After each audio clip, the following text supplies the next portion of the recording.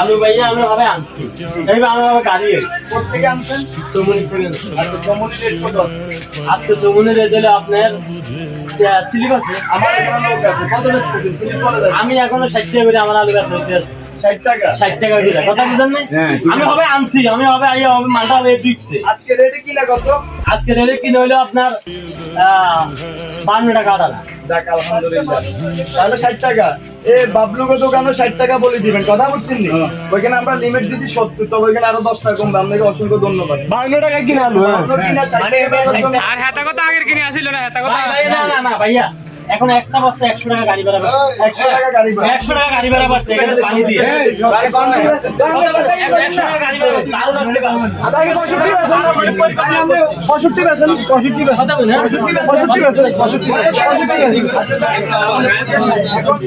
65 বেচলে কি শুরু হইছে কিনা মোটামুটি ঠিক আছে? মোটামুটি ঠিক হইতো 70 বেচেন, 70 বেচেন।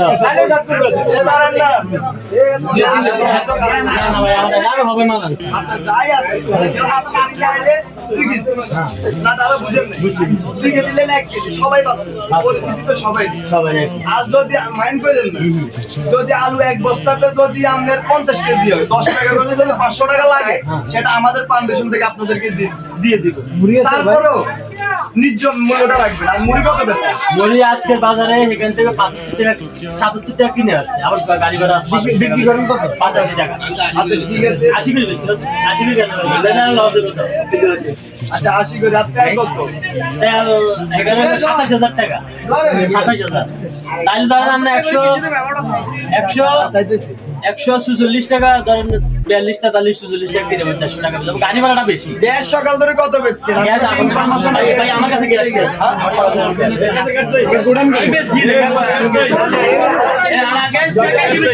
আমি গুড়ান করে